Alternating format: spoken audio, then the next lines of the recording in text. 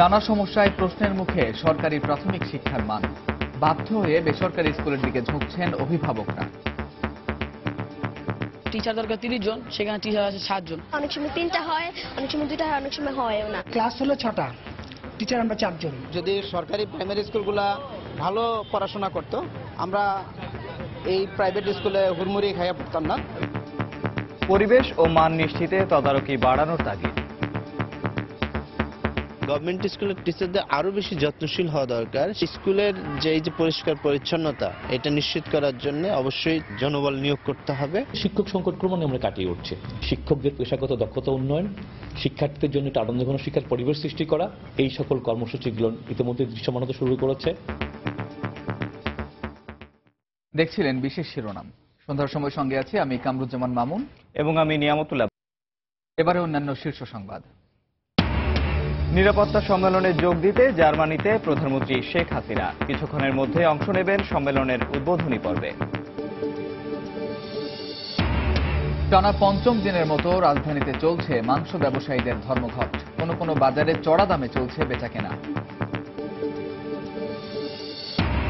প্রায় 1.5 মাস বন্ধ থাকার পর আগুনে ক্ষতিগ্রস্ত ডিএনসিসি মার্কেটে আবারও বেচাকেনা শুরু। ক্ষতিপূরণ না পাওয়ায় হতাশা, নিরাপত্তা নিয়ে শঙ্কায় ব্যবসায়ীরা। এবং পাকিস্তানে মাজারে আত্মঘাতী বোমা হামলার পর দেশ জুড়ে জঙ্গি বিরোধী অভিযানে নিহত 30। যে কোনো মূল্যে সন্ত্রাস নির্মূলের প্রতিশ্রুতি সরকারের।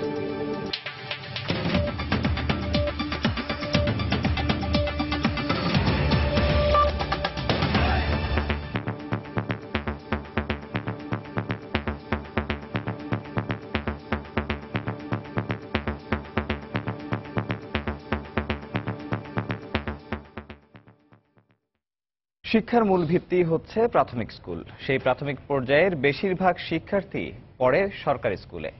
কিন্তু সরকারি প্রাথমিক স্কুলে নানা সমস্যা ও শিক্ষক সংকটের কারণে শিক্ষার মান দিন দিন খারাপ হচ্ছে।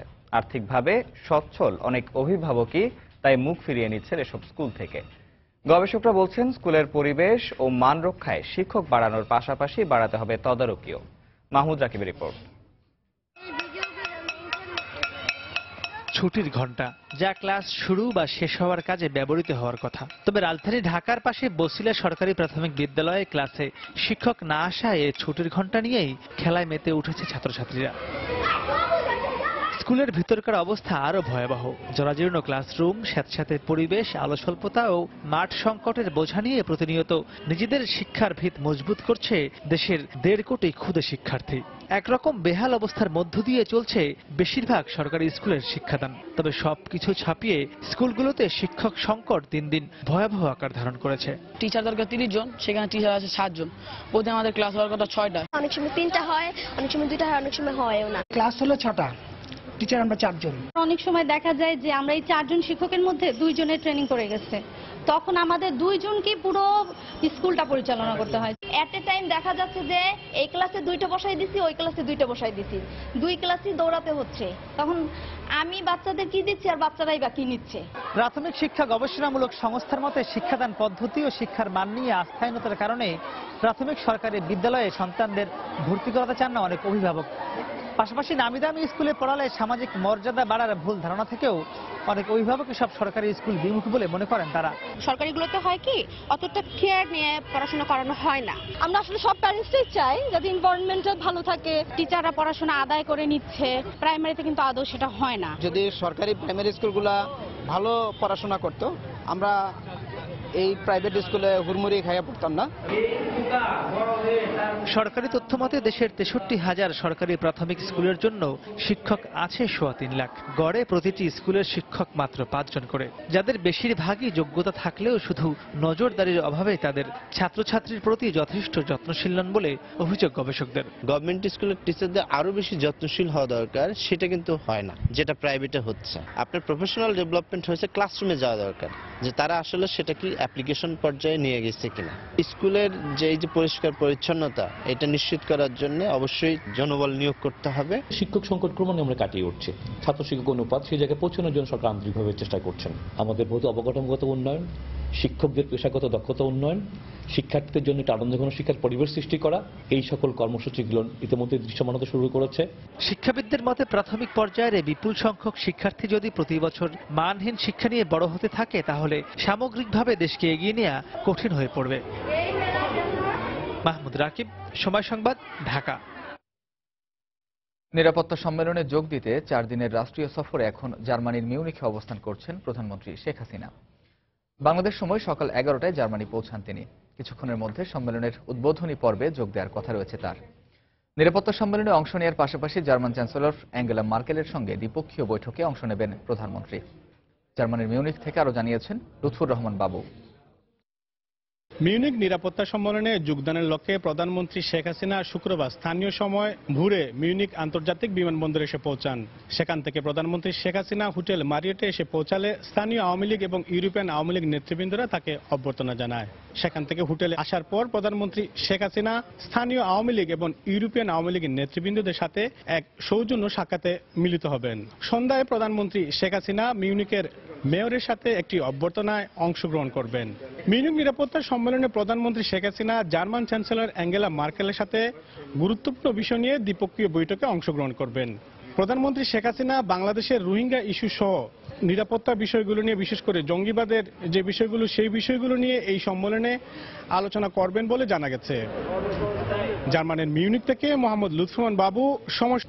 ঢাকা মহানগর মাংস ব্যবসায়ী সমিতির ডাকা ধর্মঘটে 5ম দিনের মতো বন্ধ ছিল মাংসের দোকান। শনিবার পর্যন্ত ধর্মঘট চলার কথা থাকলেও কোনো কোনো বাজারে মাংস বিক্রি করছেন বিক্রেতারা। তবে বাড়তি দামে গরু ও খাসির মাংস বিক্রি হওয়ায় ক্ষোভ প্রকাশ করেছেন ক্রেতারা। এদিকে দুপুরে এক সংবাদ সম্মেলনে মাংস ব্যবসায়ী সমিতি জানায়, দাবি মানলে রাজধানীতে 400 টাকার নিচে গরুর মাংস বিক্রি করা সম্ভব হবে। গাবতলী গরুর হাটে অতিরিক্ত খাজনা আদায়ের প্রতিবাদ সহ 4 দফা দাবিতে গত সোমবার থেকে 6 দিনের ধর্মঘটের ডাক দেয় ঢাকা মহানগর মাংস ব্যবসায়ী সমিতি।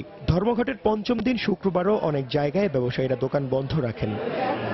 তবে মহাখালী সহ রাজধানীর পাড়া মহল্লার বেশ কিছু মাংসের দোকান খুলেছেন কিছু ব্যবসায়ী। ধর্মঘটে জীবনযাত্রায় নেতিবাচক প্রভাব পড়া ও ক্রেতাদের অসুবিধার কথা মাথায় রেখে দোকান খোলা হয়েছে বলে জানান ব্যবসায়ীরা। আমাদের দাবি দুবি তো এখনো ক্লিয়ার হয় নাই, বুঝছেন, এই জন্য ধর্মঘট শেষ হয় নাই। আজকে গরু কাটা উদ্দেশ্য ছিল, 4-5 দিন ধরে কাস্টমারে খাইতে পাইতেছে না। অনেক মানুষ আসবে, আজ দেখবে গোছ নাই। হ্যাঁ, এই জন্য আমরা কিছুদিন বন্ধ রাখছি, আজকে দিন দিয়ে দোকানটা খুলছি। না, আমাদের ব্যবসা করতে হবে, আমরা না খাই মরমু।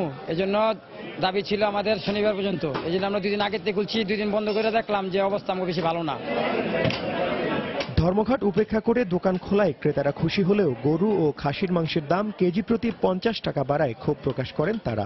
চিন্তা করতে করতে আসছি যে এখানে পাবো কিনা, দেখি যায় না হলে অন্য কোনো ব্যবস্থা হইতো।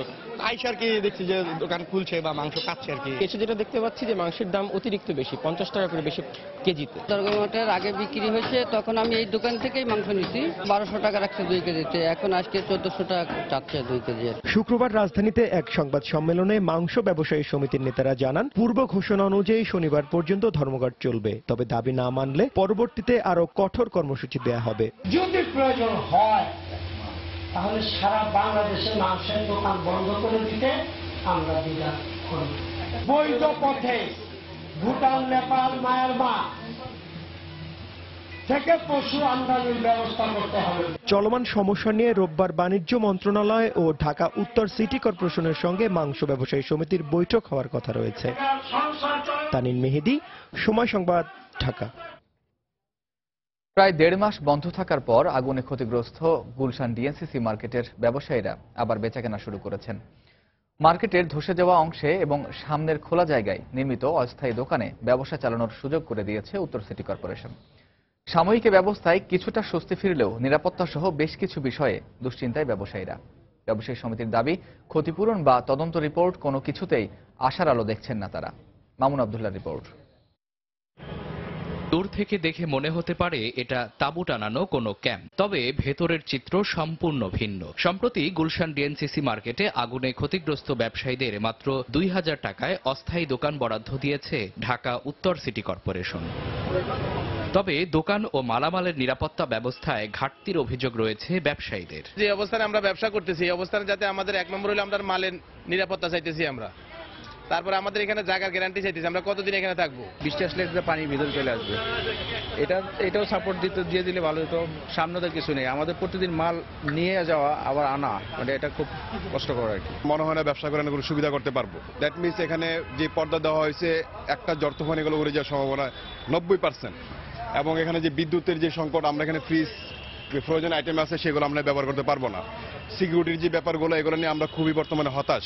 ব্যবসায়ী মালিক সমিতি বলছে ঘটনার 1.5 মাস পার হলেও তদন্তে নেই কোনো অগ্রগতি। সেই সাথে কোনো সংস্থা থেকে ক্ষতিপূরণের আশ্বাস না পাওয়ায় চরম হতাশা প্রকাশ করলেন এই ব্যবসায়ী প্রতিনিধি। ফায়ার সার্ভিসকে আমরা যে তথ্যটা যে বিবরণটা দেওয়া হয়েছে, আমার কত বীজ কোনটা কত বীজ, সেই হিসাবে আমি যে বিবরণটা দিছি, এই বিবরণটার মোতাবেক আমরা সিটি কর্পোরেশনও দিছি, এলজিআইডি মন্ত্রণালয় দিছি, ত্রাণ ও দুর্যোগ ব্যবস্থাপনা মন্ত্রণালয় দিছি, প্রধানমন্ত্রীর কার্যালয় দিয়েছে। কোনো রকম আশা এখন পর্যন্ত কারোর কাছ থেকে আমরা আশ্বাস পাইনি। আর তদন্ত এখন পর্যন্ত তদন্ত রিপোর্টও কোনোটাই আসেনি। 2 জানুয়ারি দিবাগত রাতে ডিএনসিসি মার্কেটে আগুন লাগার ঘটনায় 2 অংশে বিভক্ত মার্কেট ভবনটির 634টি দোকানের অধিকাংশই পুড়ে যায়। মালিক সমিতির মতে এতে ক্ষতি হয় প্রায় 2000 কোটি টাকা। মামুন আব্দুল্লাহ, সময় সংবাদ, ঢাকা। সন্ধ্যার সময় আরো থাকছে সাপ্তাহিক ছুটির দিনে পাঠক, লেখক, প্রকাশকদের ভিড়ে জমজমাট অমরীকুশে গ্রন্থমেলা। শিশু প্রহরে নেচে গেয়ে কেটেছে আনন্দ সময়। দেশের দক্ষিণ পূর্বাঞ্চলের সমুদ্র সীমা ও আঞ্চলিক নিরাপত্তা রক্ষায় বিশেষ গুরুত্ব দিচ্ছে সরকার। এ লক্ষ্যে শক্তিশালী করা হচ্ছে পর্যটন নগরী কক্সবাজারের রামু সেনানিবাসকে। 10ম পদাতিক ডিভিশনে নতুন করে যোগ করা হয়েছে 7টি ইউনিট। কক্সবাজার থেকে ফিরে ওমর ফারুকের ছবিতে বিস্তারিত জানাচ্ছেন এহসান জুয়েল। একদিকে বিশাল সমুদ্র সীমা, অন্যদিকে মিয়ানমারের সঙ্গে সীমান্ত। পর্যটন নগর হিসেবে পরিচিত হলেও কক্সবাজারের নিরাপত্তাজনিত গুরুত্ব তাই ভিন্নধর্মী। 2015 সালে প্রধানমন্ত্রী শেখ হাসিনা রামুতে 10ম পদাতিক ডিভিশনের আনুষ্ঠানিক উদ্বোধনের পর থেকে ধীরে ধীরে সে গুরুত্ব আরো বেড়েছে। এখানকার পাহাড়ি অঞ্চলে অবস্থিত সেনানিবাসটি গড়ে তোলা হয়েছে দৃষ্টিনন্দন নানা প্রাকৃতিক সৌন্দর্যকে মাথায় রেখে। সেনাবাহিনীর উন্নয়ন, সম্প্রসারণ ও আধুনিকায়নের লক্ষ্যে জাতীয় প্রতিরক্ষা নীতি এবং সেনাবাহিনীর উন্নয়ন রূপকল্প ফোর্সেস গোল 2030 বাস্তবায়নের অংশ হিসেবে রামুতে এই ডিভিশন প্রতিষ্ঠা করা হয়। সম্প্রতি সেখানে যোগ করা হয় এরিয়া সদর দপ্তর সহ নতুন 7টি ইউনিট। সেনাবাহিনীর চৌকুশ দলের কুচকাওয়াজ এবং পতাকা উত্তোলনের মধ্য দিয়ে যাত্রা শুরু হয় এসব ইউনিটের। বাংলাদেশ সেনাবাহিনী এদেশের শ্রেষ্ঠ সম্পদ। এই এলাকায় সেনানিবাস প্রতিষ্ঠার মাধ্যমে অবকাঠামোগত উন্নয়ন সহ সামাজিক অর্থনৈতিক উন্নয়নের নতুন প্রাণ সৃষ্টি হয়েছে। দেশের দক্ষিণ পূর্বাঞ্চলের উন্নয়ন, সৌহার্দ্য ও সম্প্রীতি রক্ষা এবং সার্বভৌমত্ব ও অখণ্ডতা বজায় রাখার দৃঢ় প্রত্যয়ে সেনাবাহিনীর সদস্যদের প্রস্তুত থাকার আহ্বান জানান সেনাপ্রধান। এই রামু উপজেলার সাম্প্রদায়িক সম্প্রীতি ও সৌহার্দ্য বজায় রাখার জন্য বাংলাদেশ সরকারের নির্দেশনায় বাংলাদেশ সেনাবাহিনী দ্রুততা ও দক্ষতার সাথে বৌদ্ধ বিহার, ভাবনা কেন্দ্রসমূহ পুনর্নির্মাণ ও সংস্কার কাজ সম্পন্ন করেছিল। এই সময় পেশাদারিত্বের কাঙ্ক্ষিত মান অর্জনের মাধ্যমে যে কোনো ধরনের চ্যালেঞ্জ মোকাবেলায় সেনাবাহিনীকে প্রস্তুত করে তুলতে সরকার কাজ করছে বলেও জানানো হয়। দেশের সার্বভৌমত্ব এবং দায়িত্বপূর্ণ এলাকায় শান্তি, সম্প্রীতি এবং উন্নয়নের ধারা অব্যাহত রাখার সাথে অগ্রণী ভূমিকা পালন করে চলেছে বাংলাদেশ সেনাবাহিনী। 10ম পদাতিক ডিভিশনে 7টি ইউনিট যোগ হওয়ার মাধ্যমে শুধুমাত্র ফোর্সেস গোল 2030 অর্জনে এক ধাপ এগিয়ে গেল না, একই সঙ্গে এই অঞ্চলের সামাজিক আকাঙ্ক্ষা পূরণে রাখা হলো প্রত্যয়। রামু সেনানিবাস থেকে এহসান জুয়েল, সময় সংবাদ, কক্সবাজার। নির্বাচন প্রতিহত করার ক্ষমতা বিএনপির নেই দাবি করে আওয়ামী লীগের সাধারণ সম্পাদক ওবায়দুল কাদের বলেছেন, কেউ না এলে তাদের জন্য সংবিধান ও নির্বাচন বসে থাকবে না। দুপুরে রাজশাহী বিভাগীয় কমিশনারের কার্যালয়ে ডিজিটাল উদ্ভাবনী মেলার উদ্বোধন শেষে সাংবাদিকদের প্রশ্নের জবাবে তিনি একথা বলেন। নির্বাচন প্রতিহত করার কোনো ক্ষমতা নেই বাংলাদেশের জনগণ শেখ হাসিনার সঙ্গে। জেলে যাওয়াটা আদালতের ব্যাপার, সেটা অমান্য করতে গেলে বিএনপিকে দেশের জনগণই প্রতিহত করবে। কাজেই সময় স্রোত কারোর জন্য বসে থাকবে না। সংবিধান এবং নির্বাচন কারোর জন্য বসে থাকবে না। বিএনপি চেয়ারপারসন এবং বেগম খালেদা জিয়া এবং তার দল ছাড়া কোনো নির্বাচন হবে না বলে মন্তব্য করেছেন দলের সিনিয়র যুগ্ম মহাসচিব রুহুল কবির রিজভী। সকালে রাজধানীর নয়াপল্টনে দলের কেন্দ্রীয় কার্যালয়ে ব্রিফিংয়ে একথা বলেন তিনি। রিজভী অভিযোগ করেন, বর্তমান নির্বাচন কমিশনের অধীনে সুষ্ঠু নির্বাচন হতে পারে না। আমরা প্রত্যয় দৃঢ় কণ্ঠে বলতে চাই, নির্বাচনে আস্থাশীল একটি দল, নির্বাচনে বিশ্বাসী একটি সংগঠন বিএনপি এবং বিএনপির চেয়ারপারসন যিনি বারবার অবরুদ্ধ গণতন্ত্রকে অর্গলমুক্ত করেছেন, তাকে ও তার দলকে বাদ দিয়ে কোনো নির্বাচন অনুষ্ঠিত হতে পারবে না। বারবার জনগণের ভোটাধিকার কেড়ে নিয়ে পার পাওয়া যাবে না। ভোটাধিকার মানুষের সহজাত অধিকার, তা কখনোই দাবিয়ে রাখা যায় না। সন্ধ্যার সময় আরো থাকছে। ঢাকায় শুরু হলো চতুর্থ রোল বল বিশ্বকাপ। উদ্বোধনী দিনেই অব্যবস্থাপনা। 2 ঘন্টা দেরিতে শুরু হওয়া ম্যাচে হংকংকে 19-1 গোলে হারালো বাংলাদেশ। সাপ্তাহিক ছুটির দিনে পাঠক, লেখক, প্রকাশকদের ভিড়ে জমজমাট অমর একুশের গ্রন্থমেলা। এই মুহূর্তে বইমেলায় আছেন রিপোর্টার পারমিতা হিম। সরাসরি চলে যাচ্ছি তার কাছে। পারমিতা, বাবু, বিকেল থেকে যে জনস্রোত এই বইমেলামুখী বইমেলার দিকে আসতে শুরু করেছে, আর সেই স্রোত এখন কিছুটা কম বলে মনে হচ্ছে আমার কাছে। তবে আজকে যে পরিমাণ ভিড় এখানে হয়েছে, আমি বলবো যে এতদিনের মেলার বা এতদিনের ছুটির দিনগুলোতে যে আমরা দর্শনার্থীদের ভিড় দেখছিলাম, আজকে সবচেয়ে বেশি ভিড় ছিল এবং সব বয়সীদের, সব ধরনের পাঠকদের। প্রবীণ পাঠক তো রয়েছেই, তরুণ নবীন পাঠক, সেই সঙ্গে শিশুদেরও যে ভিড় আজকের মেলায় ছিল, সেটি একেবারেই এবারের মেলায় উল্লেখ করার মতো। এবং বোঝাই যাচ্ছে, আমরা সবসময় দেখি, প্রতি বছরের অভিজ্ঞতা থেকে বলতে পারি যে এই সময়গুলো থেকে, অর্থাৎ মেলার শেষ দিনগুলো, শেষ 10 দিন বা 12 দিনে যে ছুটির দিনগুলো থাকে, এই সময়টাতেই সবচেয়ে বেশি এখানে যে ক্রেতাদের ভিড় সেটা দেখা যায়। এবং ক্রেতাদের ভিড় আসলে মূলত আজকে মেলায় রয়েছে। যারা এসেছেন তারা শুধুমাত্র দর্শনার্থী না এবং একটি দুটি বই কিনছেন এমনও না, দেখা যাচ্ছে যারা আসছেন তারা বেশ ভালো পরিমাণেই বই কিনছেন। সেই সঙ্গে আজকেও অনেক বেশি বই বেরিয়েছে। আজকে প্রকাশিত বইয়ের সংখ্যা 242, আপনি নিশ্চয়ই ইতিমধ্যে জানেন। এবং এ নিয়ে এই বইমেলাতে প্রায় 2200-এরও বেশি বই বের হলো। এই যে নানা ধরনের বই বেরোচ্ছে এবং নতুন এবং পুরনো লেখকদের যে বইগুলো বের হচ্ছে, বিভিন্ন গবেষণা গ্রন্থ বেরোচ্ছে, সেই সঙ্গে বেরোচ্ছে বিভিন্ন রচনা সমগ্র এবং বিভিন্ন যে আমাদের চিরায়ত যে সাহিত্যগুলো আছে সেগুলোর নতুন নতুন প্রকাশনা আসছে, নতুন নতুন প্রকাশনা নিয়ে আসছে, সমগ্র নিয়ে আসছে সংস্থাগুলো। এগুলোর জন্য একটা বেশ ভিড় এখানে দেখতে পাচ্ছি। সেই সঙ্গে নতুনদের মোড়ক উন্মোচনের যে একটা হিড়িক দেখা যায়, সেটা কিন্তু আজকে বেশ ছিল। মোড়ক উন্মোচনের যে মঞ্চ এখানে রয়েছে সোহরাওয়ার্দী উদ্যানে এবং বাংলা একাডেমি উদ্যানে ও নজরুল মঞ্চে কখনো কখনো মোড়ক উন্মোচন হচ্ছে, এই দুইটি জায়গাতেই কিন্তু আজকে বেশ ভিড় ছিল। কেননা বিশেষ করে নবীন এবং তরুণ পাঠকরা সেখানে ভিড় জমাচ্ছিলেন।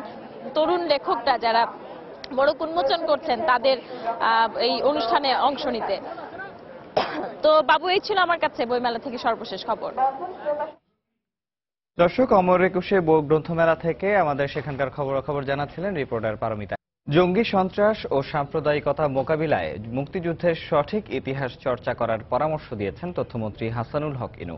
সকালে রাজধানীর নায়েম মিলনায়তনে ইতিহাস সম্মেলনে এ পরামর্শ দেন তিনি। মুক্তিযুদ্ধ বিরোধী শক্তি ইতিহাস বিকৃতির ষড়যন্ত্র করছে বলেও মন্তব্য করেন তথ্যমন্ত্রী। সঠিক ইতিহাসের চর্চা যদি হয় তাহলে পাকিস্তানিরাই গণহত্যার জন্য দায়ী। সঠিক ইতিহাসের চর্চা যদি হয় তাহলে দেখবেন পাকিস্তানি এই উপমহাদেশে জঙ্গি উৎপাদনকারী এবং জঙ্গি রপ্তানিকারী। সঠিক ইতিহাসের চর্চা যদি করেন তাহলে দেখবেন পাকিস্তান ভিন্ন জাতিসত্তা নিপীড়নকারী। সঠিক ইতিহাসের চর্চা যদি করেন তাহলে দেখবেন পাকিস্তান একটা আপাতমস্তক সন্ত্রাসী রাষ্ট্র। জঙ্গিবাদ, সন্ত্রাস ও মাদকের হাত থেকে বাঁচতে তরুণ প্রজন্মের কাছে সংস্কৃতির চর্চা, দেশপ্রেম ও ধর্মীয় মূল্যবোধ সঠিকভাবে তুলে ধরতে হবে বলে মন্তব্য করেছেন খাদ্যমন্ত্রী অ্যাডভোকেট কামরুল ইসলাম। দুপুরে কেরানীগঞ্জের আটি পাঁচদোনা উচ্চ বিদ্যালয়ের বার্ষিক ক্রীড়া প্রতিযোগিতা ও পুরস্কার বিতরণী অনুষ্ঠানে বক্তব্য রাখেন তিনি।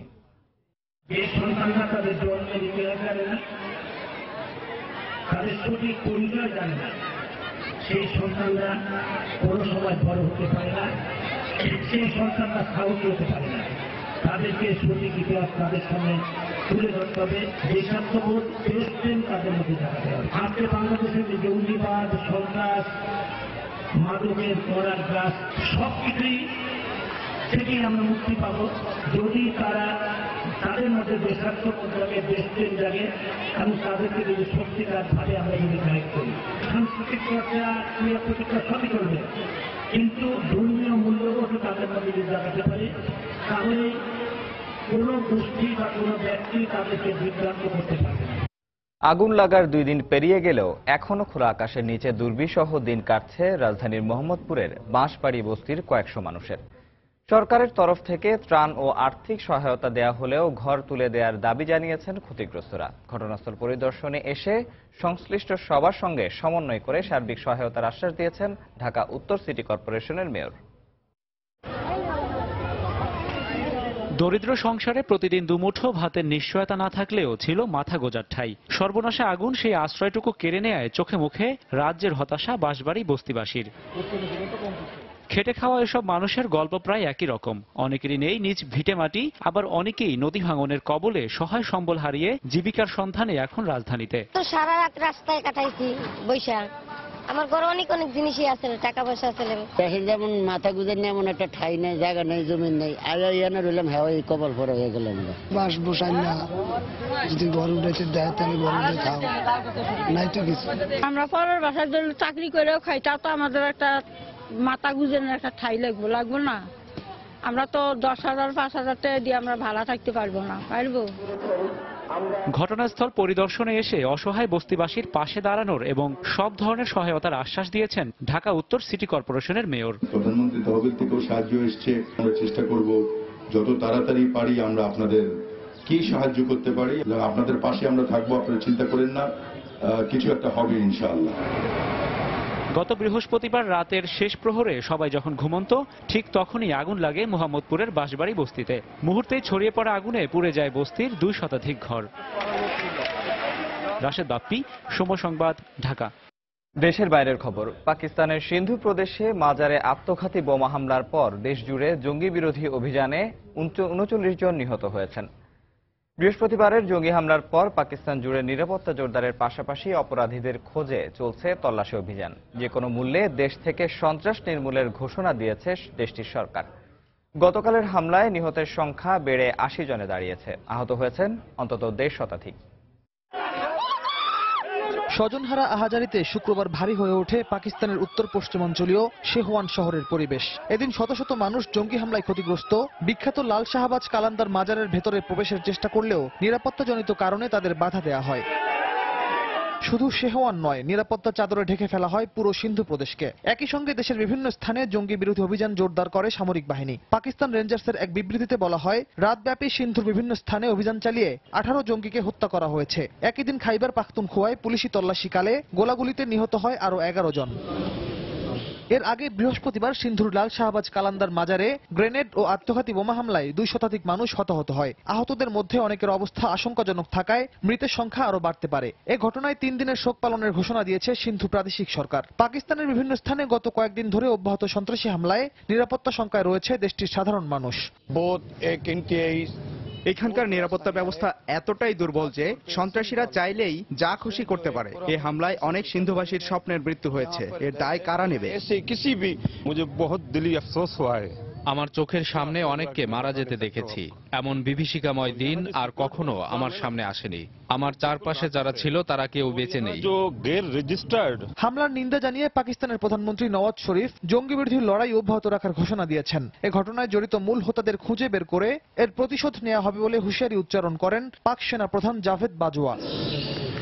বৃহস্পতিবারের ওই হামলার ঘটনায় আইএস দায় স্বীকার করলেও আফগানিস্তান থেকে এ হামলা পরিচালনা করা হয়ে থাকতে পারে বলে ধারণা সামরিক বাহিনীর। শুক্রবার রাওয়ালপিন্ডিতে আফগান দূতাবাসের কর্মকর্তাদের তলব করে আফগানিস্তানে বসবাসরত 76 জন সন্ত্রাসীর তালিকা তুলে দেয় পাকিস্তান সেনাবাহিনী। আফগান সরকারকে তাদের বিরুদ্ধে দ্রুত কঠোর ব্যবস্থা নতুবা ওই সন্ত্রাসীদের পাকিস্তানের কাছে হস্তান্তরের আহ্বান জানানো হয়। রিয়াদুল ইসলাম, সময় সংবাদ।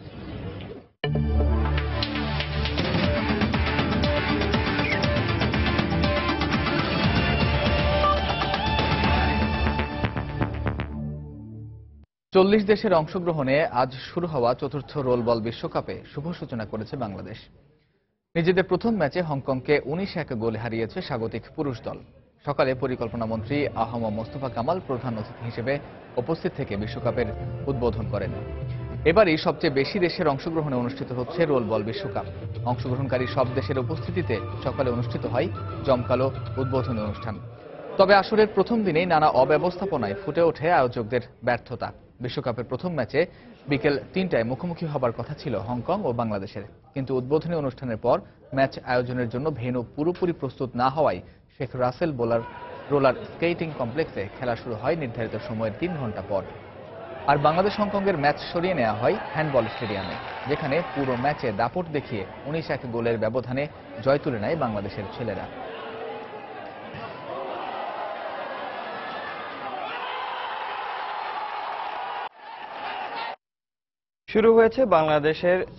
চূড়ান্ত হয়েছে বাংলাদেশের শ্রীলঙ্কা সফরসূচি। 2টি টেস্ট, 3টি ওয়ানডে এবং 2টি টি20 খেলতে আগামী 27 ফেব্রুয়ারি শ্রীলঙ্কার উদ্দেশ্যে দেশ ছাড়বে টাইগাররা। আজ এক সংবাদ বিজ্ঞপ্তির মাধ্যমে বিষয়টি নিশ্চিত করেছে বিসিবি। 2 ম্যাচ সিরিজের প্রথম টেস্ট গলে শুরু হবে 7 মার্চ। এর আগে অবশ্য এখানেই একটি 2 দিনের প্রস্তুতি ম্যাচ খেলবে মুশফিক বাহিনী। টাইগারদের দ্বিতীয় টেস্ট কলম্বোতে মাঠে গড়াবে 15ই মার্চ। ডাম্বুলায় 3 ম্যাচের ওয়ানডে সিরিজ শুরু হবে 25 মার্চ থেকে। এর আগে একটি প্রস্তুতি ম্যাচ খেলবে বাংলাদেশ। 28 মার্চ এবং 1 এপ্রিল হবে সিরিজের বাকি 2 ওয়ানডে। 4 এপ্রিল প্রথম টি20তে লঙ্কানদের মুখোমুখি হবে সাকিব তামিমরা। এর 2 দিন পর দ্বিতীয় টি20 দিয়ে সফর শেষ করবে টাইগাররা। সন্ধ্যার সময় পর্যায়ে শীর্ষ সংবাদ জানিয়ে দিচ্ছি আরেকবার। নানা সমস্যায় প্রশ্নের মুখে সরকারি প্রাথমিক শিক্ষার মান। বাধ্য হয়ে বেসরকারি স্কুলের দিকে ঝুঁকছেন অভিভাবকরা। পরিবেশ ও মান নিশ্চিতে তদারকি বাড়ানোর তাগিদ। জার্মানির মিউনিখে নিরাপত্তা সম্মেলনের উদ্বোধনী পর্বে যোগ দিলেন প্রধানমন্ত্রী শেখ হাসিনা। বৈঠক করবেন জার্মান চ্যান্সেলর অ্যাঙ্গেলা মার্কেলের সঙ্গে। টানা 5ম দিনের মতো রাজধানীতে চলছে মাংস ব্যবসায়ীদের ধর্মঘট। কোনো বাজারে চড়া দামে চলছে বেচাকেনা। প্রায় 1.5 মাস বন্ধ থাকার পর আগুনে ক্ষতিগ্রস্ত ডিএনসিসি মার্কেটে আবারও বেচাকেনা শুরু। ক্ষতিপূরণ না পাওয়ায় হতাশা, নিরাপত্তা নিয়ে শঙ্কায় ব্যবসায়ীরা। এবং পাকিস্তানে মাজারে আত্মঘাতী বোমা হামলার পর দেশজুড়ে জঙ্গি বিরোধী অভিযানে নিহত 30। যে কোনো মূল্যে সন্ত্রাস নির্মূলের প্রতিশ্রুতি সরকারের। এই ছিল সন্ধ্যার সময়। যে কোনো খবর পেতে ভিজিট করুন সময়নিউজ.টিভি আর সঙ্গে থাকুন সময়ের।